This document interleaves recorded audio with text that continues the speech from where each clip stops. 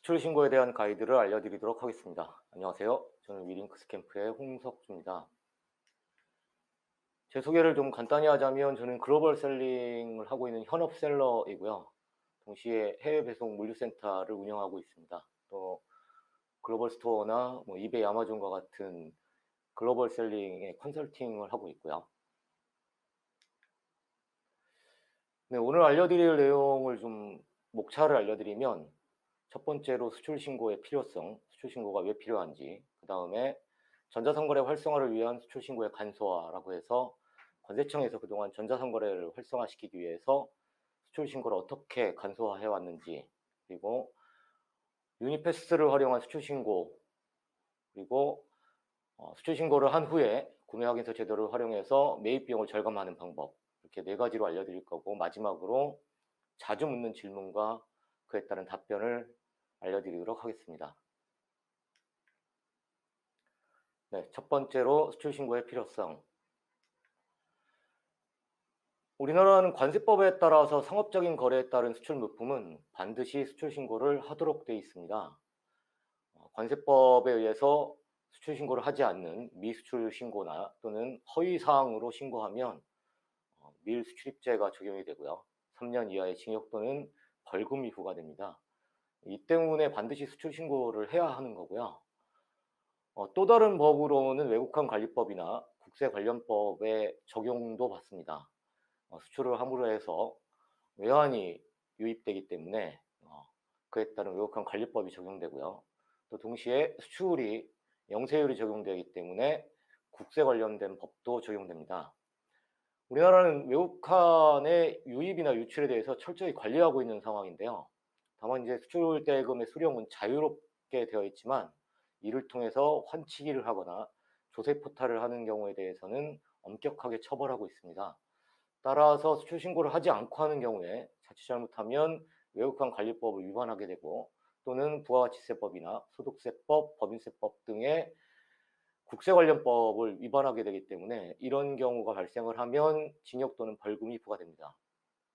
그 대표적인 예로 부가가치세법에 따라서 수출은 매출 부가가치세가 영세율이 적용되는데, 수출 신고를 통해서 수출 실적 명세서를 발급하거나 또는 FOB 200만 원 이하의 우편 발송을 한 경우에 우편 수령증이, 이렇게 두 가지, 수출 실적 명세서하고 우편 수령증, 이 두 가지가 증빙 자료를 있지 않으면 부가가치세법상의 영세율 적용을 할 수가 없습니다. 이런 경우에 그냥 수출을 했다고 해서 영세율을 적용시켜 버리면 명백하게 국세 관련법을 위반하는 게 됩니다. 결과적으로 이제 관세법상 반드시 수출 신고를 하도록 되어 있고, 또 국세 관련 법으로도 부가가치세 영세율을 적용하기 위해서는 수출 신고를 해야 될 필요가 있는 거죠. 단순히 이런 법 위반 때문이 아니라 수출 신고를 하면 혜택도 주어집니다. 그 첫 번째로 이제 수출 실적이라고 해서 수출 신고 내역은 무역금융이나 여신의 증빙 자료를 활용할 수 있습니다. 또 하나로 각종 정부기관 사업에 참여할 때 가산점 등의 유리한 부분이 발생을 합니다. 그리고 관세 면제라고 해서 수출한 물품이 해외로 나갔다가 다시 이게 현지 사정으로 인해서, 예를 들어 수취인이 부재했거나 수취인이 수취를 거절했거나 또는 현지 세관에서의 통관상의 문제로 인해서 되돌아오는 경우, 이런 경우에 이제 반품으로 인한 반송이 발생하는데, 이렇게 해서 다시 우리나라로 들어오면 이 경우에 이제 수입이 됩니다. 그래서 이때 수입이 되기 때문에 부가세 10%가 부과되는데, 이를 수출 신고를 했을 경우에 한해서는 수입관세 자체가 면세가 됩니다. 그래서 관세를 면제받을 수 있는 이점이 있습니다. 이미 이전에 말씀드린 것처럼 또 다른 하나가 이제 부가세 영세율 적용인데요. 부가가치세 영세율이 적용되는 것은 매출에 한해서 적용되는 겁니다. 수출은요. 그래서 이 수출 신고를 통해서 매출 자료의 증빙 자료로 활용할 수 있고, 또 동시에 매출 부가가치세 영세율을 적용할 수 있습니다. 더 나아가서 구매 확인서 제도를 활용하면 매입 부가세도 영세율을 적용받을 수 있습니다. 즉 매출에서만의 영세율을 적용받는 게 아니라 매입에서도 영세율을 적용받을 수 있는 길이 수출 신고를 통해서 열리게 됩니다. 또 다른 혜택으로는 관세 환급이 있는데요. 이 관세 환급은 뭐냐면 제조사나 또는 중간 생산을 하고 있는 회사가 원자재 또는 부자재를 해외에서 수입하면 이제 관세가 부과되죠. 수입 관세가 부과되는데 수입한 원자재나 부자재를 가공을 해가지고 또는 다시 납품을 하거나 해서 그 납품한 원자재나 부자재가 가공 형태가 돼서 해외로 다시 수출이 되면, 또는 완제품 자체로 수출이 된다고 하더라도 이렇게 수출이 되면 이 수출을 근거로 해서 수입할 때 냈던 관세를 환급받을 수 있습니다. 그래서 결과적으로 수입 시에 관세를 면제받거나 환급받을 수 있는 길이 수출 신고를 통해서 이루어집니다. 마지막으로 수출의 탑을 수상할 수 있는 경우가 생기는데요. 우리나라는 매 무역의 날에 수출 실적에 따른 수출의 탑을 수상합니다. 수출 실적 명세서를 가지고 오고 수출 실적으로 인정받았을 때만 이제 수출의 탑을 수상할 수 있는 가능성이 생기는데요. 이렇게 해서 수상을 하게 되면 각종 금융 혜택이나 정부기관에서 주관하는 수출기업 지원 사업에 가산점을 부여받습니다. 최근에 정부에서는 수출을 장려하기 위해서 굉장히 많은 수출 장려책들을 활성화하고 있는데요. 이 경우에 지원하고 응시했을 때 평가에서 가산점을 받을 수 있는 이점이 있습니다. 그래서 수출 신고를 하면 수출 실적이 쌓이는 것, 그에 따라서 혜택이 발생하는 것과 발송했던 물건이 다시 되돌아올 때 재수입 관세를 면제받는다는 것, 그리고 수출 자체가 영세율로 적용받을 수 있기 때문에 수출 실적을 쌓아서, 수출 신고를 통한 수출 실적을 쌓아서 부가세 영세율을 적용받을 수 있는 것, 그리고 애초에 수입했던 어떤 원자재, 부자재 또는 완제품이 다시 수출됨에 따라서 관세를 환급받을 수 있다는 거, 그리고 수출 혜택을 수상하게 되면 각종 정부 지원 사업에서 가산점을 부여받는 이런 이점들이 있습니다. 그래서 법으로도 규정되어 있지만 동시에 혜택도 존재하기 때문에 수출 신고는 반드시 해야만 합니다.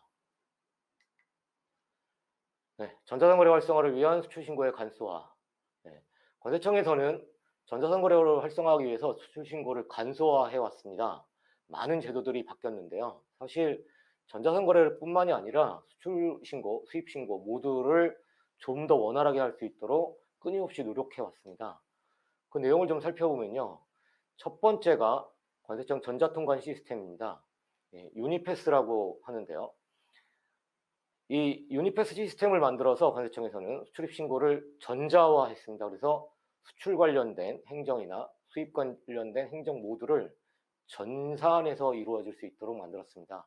유니패스를 사용하면 쉽게, 또 직접 서류를 제출하지 않아도 유니패스상에서 전자문서로 수출 신고를 할 수 있습니다. 또 수출 화주는 자가 수출 신고를 할 수 있도록 이 유니패스가 지원하고 있기 때문에 굉장히 편리한 상황입니다. 그래서 더군다나 시스템 사용료가 완전히 무료여서 수출 화주들은 적극적으로 사용하는 것이 좋습니다. 두 번째로 전자상거래 수출업체 신고제를 폐지했습니다.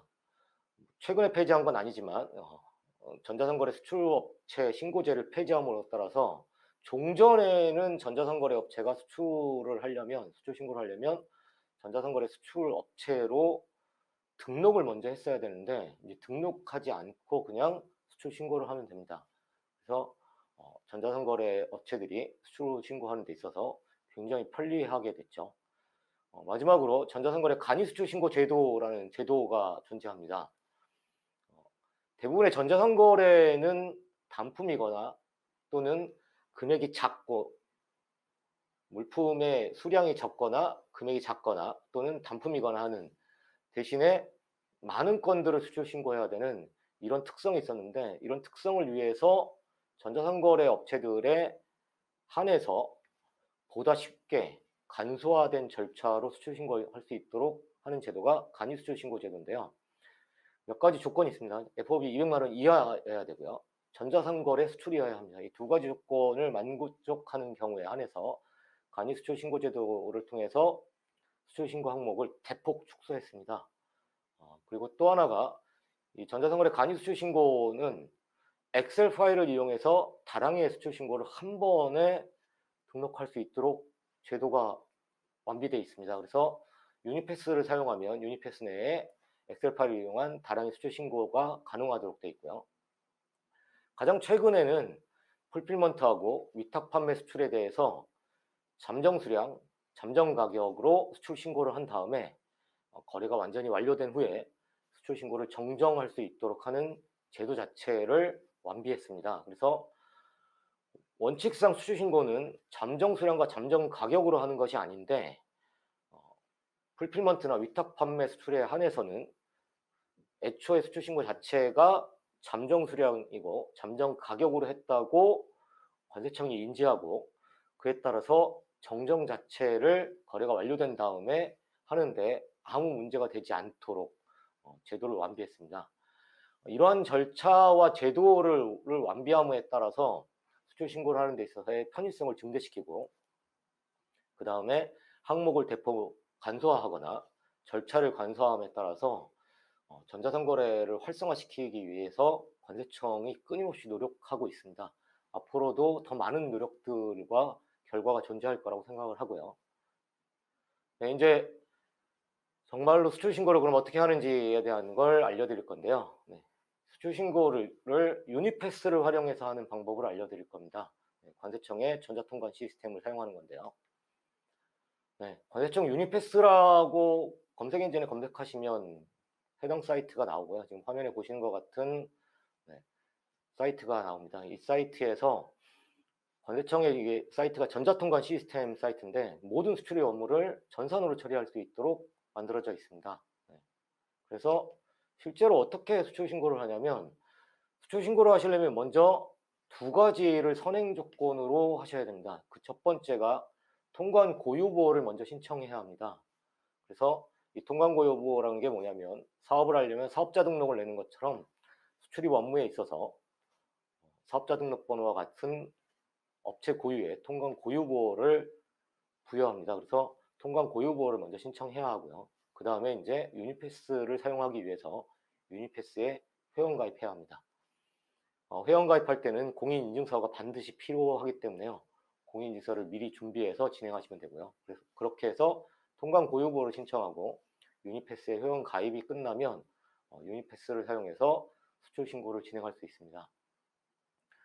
원칙상 수출 신고를 진행하는 절차는 두 가지로 나뉘어 있습니다. 첫 번째가 해외 거래처 부호를 먼저 신청해야 되고요. 그 다음에 그 거래처 부호가 생성이 되면 그 후에 그 거래처를 대상으로 해서 수출 신고서를 작성하도록 되어 있습니다. 해외 거래처 부호를 신청하려면 해외 거래처 정보를 먼저 입력하고 인보이스를 업로드하도록 되어 있습니다. 이게 전통적인 수출 방식이라면 거래처하고 바이어하고 충분히 커뮤니케이션이 이루어지는 단계에서 거래처 부호를 신청하고 인보이스도 업로드하면 되거든요. 그런데 전자상거래 업체들은 이 부분까지 하면 시간이 좀 많이 걸리죠. 그래서 전자상거래 간이 수출 신고 때는 해외 거래처 부호를 생략하도록 되어 있습니다. 생략할 수가 있어요. 그 다음에 이제 이렇게 해서 해외 거래처 부호를 신청하거나 또는 전자상거래 간이 수출 신고 제도를 통해서 해외 거래처 부호를 생략하거나 하시고 그리고 나서 수출 신고서를 작성합니다. 이 수출 신고서는 세 가지로 나뉘어서 작성하시게 되는데 첫 번째가 이제 수출 기본 사항을 입력하게 되고요. 그 다음에 물품 공통 사항을 입력하고 마지막으로 물품 개별 정보를 입력합니다. 수출 기본 사항은 뭐냐면 거래 조건이나 수출의 사항, 그 다음에 상대 국가, 거래처 정보 등등의 아주 기본적인 사항들입니다. 예를 들어서 FOB로 거래를 한다든가 풀필먼트 수출이라든가 아니면 일반 수출이라든가 등등의 수출 항목의 기본 사항을 입력하는 거고요. 두 번째로 물품 공통 사항은 발송하게 되는 화물의 공통된 사항이라고 해서 무게, 그 다음에 총 금액 같은 공통된 사항을 입력하시면 됩니다. 마지막으로 물품 개별 정보를 입력하는데 이 개별 정보는 수출하게 되는 화물의 각 화물의 개별적인 정보를 입력하는 겁니다. 그래서 A라는 상품과 B라는 상품 두 개의 상품을 수출한다고 하면 한 번에 A라는 상품의 상품명, 그 다음에 A라는 상품의 HSVO, 그리고 A라는 상품의 수량, 단가 이런 것들을 개별적으로 입력해서 각각의 수출하는 물품의 개별 정보를 입력하는 겁니다. 이렇게 세 가지 세트를 다 완성한 다음에 수출 신고를 하게 되는데요. 이 내용의 수출 신고서를 작성하는 부분을 전자상거래 간이 수출 신고를 하는 경우에는 엑셀로도 할 수 있습니다. 그래서 엑셀로 수십 건 또는 수백 건을 한 번에 작성해서 한 번에 등록할 수 있습니다. 참고로 이제 수출은 기본적으로 일반 수출 신고라는 게 있고 전자상거래 간이 수출 신고는 아니게 되는데요. 일반 수출 신고는 일반적인 모든 수출을 일반 수출 신고라고 할 수 있고요. 그 중에서 FOB 200만 원 이하의 전자상거래 수출인 경우에 한해서만 전자상거래 간이 수출 신고라고 해서 좀 더 입력 항목을 간소화한 제도가 존재하는 겁니다. 이렇게 수출 신고를 하게 되면 이제 수출 신고 필증이 발급이 됩니다. 이 수출 신고 필증이 있으면 이제 수출 신고를 완료한 건데요. 그럼 수출 신고를 하면 모든 게 끝나느냐? 그렇지 않습니다. 수출을 신고하면 해당 신고한 물품이 화물이 신고 내용대로 해외로 정말로 수출됐는지를 확인하는 절차가 있습니다. 그게 이제 수출 물품을 선기적 발송 확인이라고 하는데요. 선기적 발송 확인, 뭐 어떤 분들은 선적 확인, 또 기적 확인, 발송 확인 이렇게 얘기하는데 이건 뭐 용어의 차이인데 선적 확인은 배로 나가는 경우를 선적 확인이라고 하고요. 기적 확인은 화물기, 항공기로 나가는 경우고 발송 확인은 이제 우편으로 나가는 경우를 발송 확인이라고 합니다. 그래서 이걸 통틀어서 선기적 발송 확인이라고 하고 관세청에서 사용하는 수출 용어로는 수출이 이행됐다라고 해서 수출 이행이라고 합니다. 그래서 선기적 발송 확인이나 수출 이행은 같은 의미로 사용되는 거고요. 그래서 반드시 관세법상 어떻게 되어 있냐면 수출 신고를 한 건은 수출 신고하는 날로부터 30일 이내에 반드시 해외로 수출이 돼야 됩니다. 이행돼야 됩니다. 그래서 반드시 판매하신 수출 화주분들은 수출 신고를 하고 나면 운송사에 해당 정보를 넘기고 나서 화물과 수출 신고 필증 등의 해당 정보를 넘기고 나서 그것이 정말로 이행됐는지를 확인해야 되는데요. 왜 이행됐는지를 내가 확인하는 게 아니고 운송사가 했는지를 확인하라고 말씀드리냐면 선기적 발송 확인인 수출 이행은 운송사가 하도록 되어 있습니다. 수출 화주가 하는 게 아니라 운송사가 하는 거기 때문에 반드시 수출 신고를 하셨으면 화물과 함께 수출 신고 필증을 또는 해당 정보를 운송사에 제공해야 합니다. 그래서 운송사가 해당 정보를 가지고 관세청에 수출 이행을 등록해야 되고요. 간혹 이 이행을 등록하는 것을 운송사가 실수하거나 해서 누락되는 경우가 있기 때문에 신고를 하시고 나서 화물을 발송하셨으면 관세청의 수출 이행 내역 조회 메뉴를 통해서 실제로 수출 이행이 됐다고 신고가 됐는지를 확인하시기 바랍니다. 이렇게 해서 유니패스로 수출 신고를 하고 수출 신고한 다음에 화물을 발송하고 나서 수출 이행이 등록됐는지까지 확인하는 걸 알려드렸고요.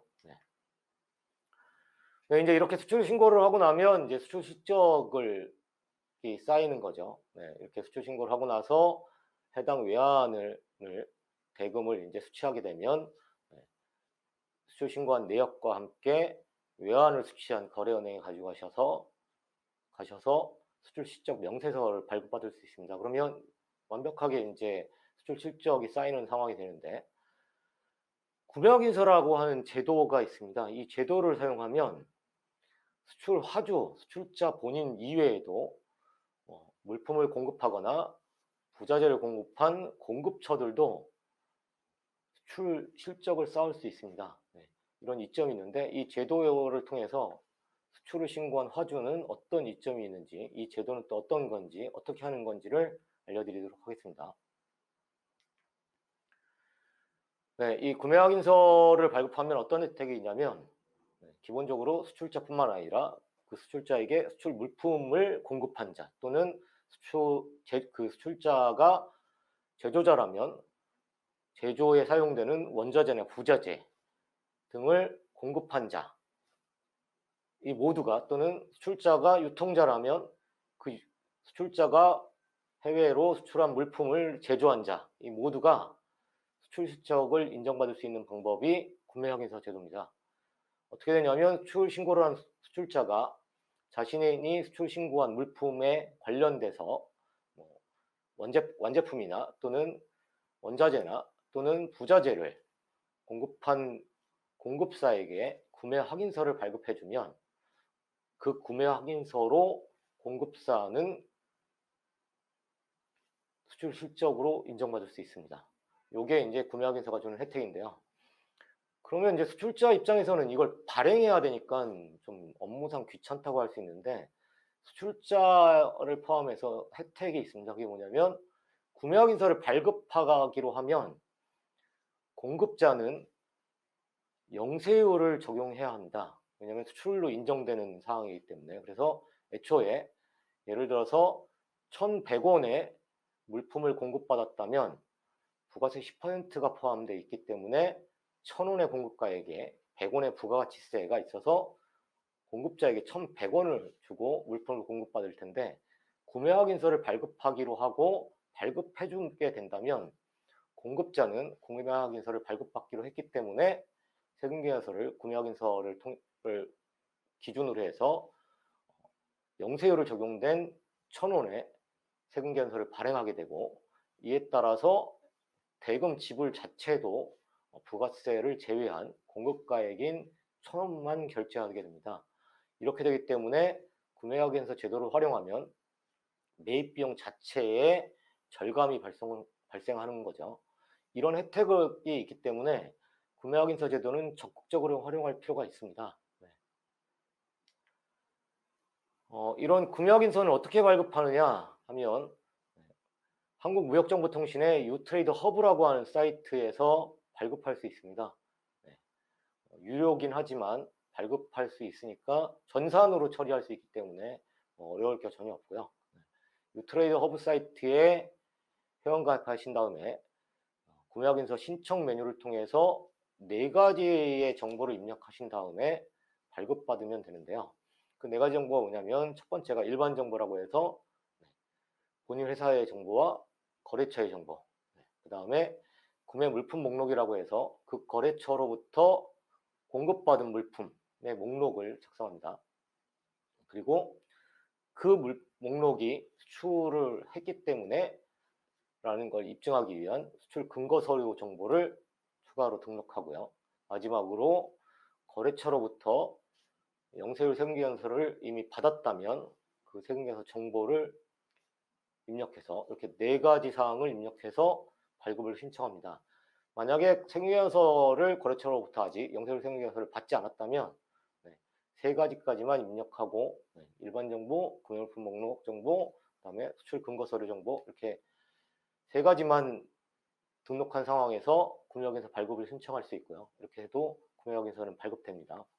그러면 이 발급된 구매확인서에 날인을 하거나 애초에 전산으로 전자 파일로 유트레이드 허브에 명판이나 직인을 등록해 놓으면 별도의 할 필요도 없고요. 그렇게 해서 구매확인서가 발급이 되고 그거를 전자 문서 형태로 거래처에 제공할 수도 있고 출력해서 스캔을 한 다음에 전자로 제공할 수도 있고 또는 우편이나 또는 팩스로 통해서 거래처에 제공할 수도 있습니다. 네, 수출 신고와 그에 따른 관련된 제도 설명을 드렸고요. 관련돼서 자주 묻는 질문하고 답변을 좀 알려드리도록 하겠습니다. 품목 분류, HS 코드, HS 부호는 무엇이며 어떻게 확인하나요? 라는 질문들이 굉장히 많으신데요. 네. 품목 분류나 HS 부호, HS 코드 모두 같은 말입니다. 네. HS 코드는 영어고 품목 분류는 우리말이고요. HSVO는 영어하고 우리말을 섞은 거죠. 네. 내용이 뭐냐면 물품을 분류해서 국제 표준화된 이름과 코드화한 게 HS 코드 품목 분류입니다.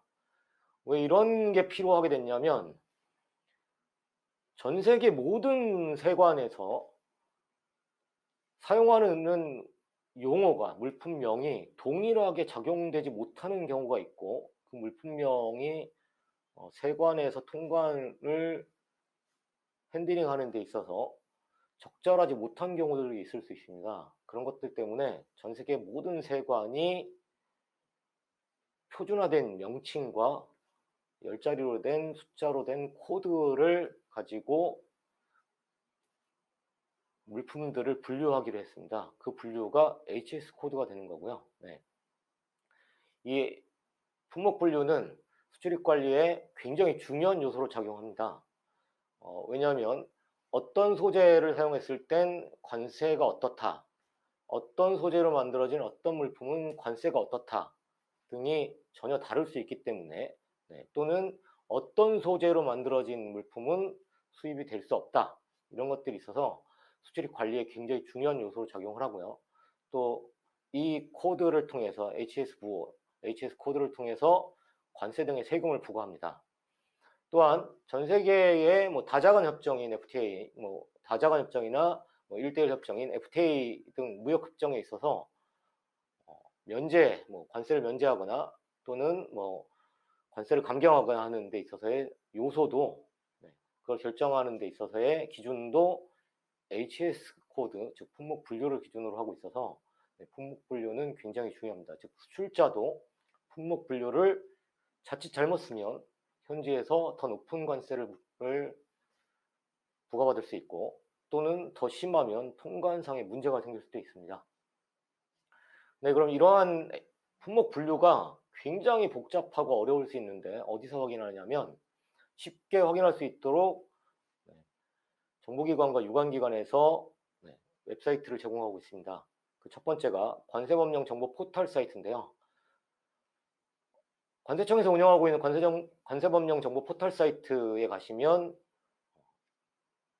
품목 분류표를 따라서 하나하나 찾아갈 수 있고 검색을 통해서도 자신이 수출하려고 하는 화물의 HSVO 품목 분류를 확인할 수 있습니다. 또 다른 하나의 방법으로 HS 내비게이션 서비스라고 하는 사이트가 있는데 이 사이트에 가서 물품명을 입력해 보면 관련된 HS 코드, HS 부호 목록이 검색 결과로 나와지고 그 중에 자신이 수출하는 화물의 적절한 부호를 확인할 수 있습니다.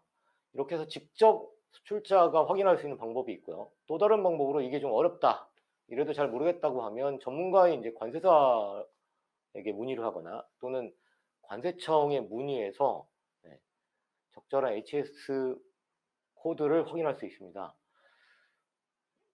심지어는 더해서 이 화물의 정확한 HSVO를 꼭 확인해야 될 필요가 있는 경우들이 발생할 수 있는데 그런 경우에는 관세청에 품목 분류를 명확하게 확인해 달라고 신청할 수 있고 이에 따라서 확인받을 수 있습니다. 또 다른 질문으로 수출은 영세율이라고 하는데 어떻게 해야 적용받나요? 수출은 영세율이라고 하죠. 그런데 그냥 수출하기만 하면 무조건 영세율이 적용되는 건 아닙니다. 부가가치세법에 따라서 수출은 매출 부가가치세 영세율을 적용받도록 되어 있습니다. 법에 명시가 명확하게 되어 있어요. 근데 이를 위해서는 조건도 명확하게 명시가 되어 있습니다. 반드시 수출 실적 명세서 또는 우편 수령증을 증빙 자료로 제출해야만 합니다. 그래서 해당 증빙이 없으면 관련된 수출권이라고 하더라도 매출 부가가치세 영세율을 적용받을 수 없습니다. 그러면 이 수출 실적 명세서와 우편 수령증은 어떤 경우에 받을 수 있느냐? 수출 실적 명세서는 수출 신고를 한 경우에만 발급받을 수 있는 방법이 존재합니다. 수출 신고를 하고 나서 외화의 대금을, 수출 대금을 수취하면 수취한 거래은행에 가서 수출 신고를 한 수출 신고 필증을 근거로 해서 수출 실적 명세서를 발급받을 수 있고요. 또 다른 하나의 방법인 우편 수령증은 수출하는 물품을 발송한 우체국의 우체국장으로부터 발급받을 수 있습니다. 즉 우체국을 통해서 발송하지 않으면 안 된다는 형태가 되는 거죠. 그래서 수출 실적 명세서나 우편 수령증을 근거 자료로 제출하지 못하면 해당 건은 영세율을 적용할 수 없습니다. 그래서 반드시 수출 실적 명세서나 우편 수령증을 확보해야 되고, 수출 실적 명세서를 확보하려면 수출 신고를 하셔야 됩니다. 우편 수령증 같은 경우에는 FOB 200만 원 이하의 화물일 경우엔 별도의 수출 신고를 하지 않고도 우편 수령증만 가지고도 부가치세 영세율은 적용받을 수 있습니다. 다만 수출 실적으로는 인정받지 못합니다.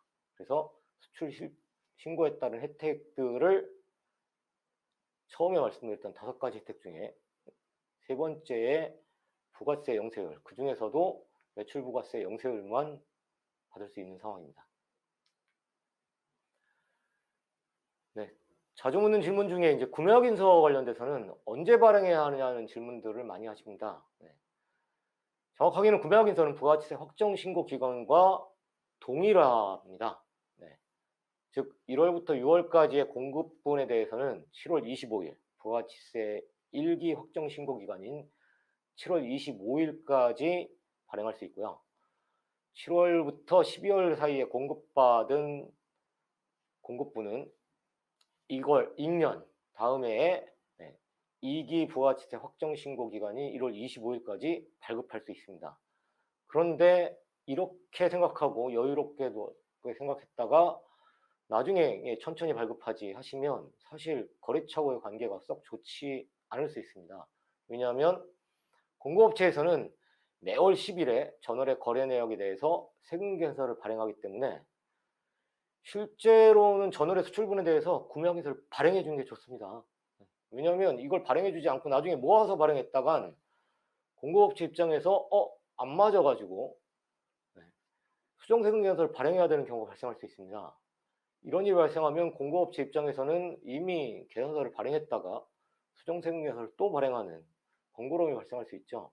그런데다 이게 거래가 좀 빈번하고 거래 중에 국내 판매하기 위한 공급분과 수출을 위한 공급분이 혼재되어 있으면 공급업체 입장에서는 영세율 세금계산서와 일반 세금계산서를 따로 발행해야 되는데 뒤늦게 구매확인서를 발급해줘가지고 이걸 공급업체가 다 따로 혼자서 정리해서 다 몇 달치의 세금계산서를 일일이 다 수정세금계산서를 발행해야 되는 번거로움이 발생할 수 있습니다. 이런 일이 발생하면 구매확인서는 일방적으로 발행하겠다고 해서 이루어지는 게 아니라 양자 간 합의를 해야 되는데 공급업체 입장에서 너무 번거로워서 수출 실적 쌓는 거 좋지만 그렇게 큰 의미도 없는데 액수가 크지 않거나 하는데 굳이 할 필요 없겠다 해서 거절할 수도 있습니다. 그렇기 때문에 가급적이면 전월 수출분에 대해서는 2월 10일 이내에 구매 확인서를 발급해 주는 게 가장 좋습니다.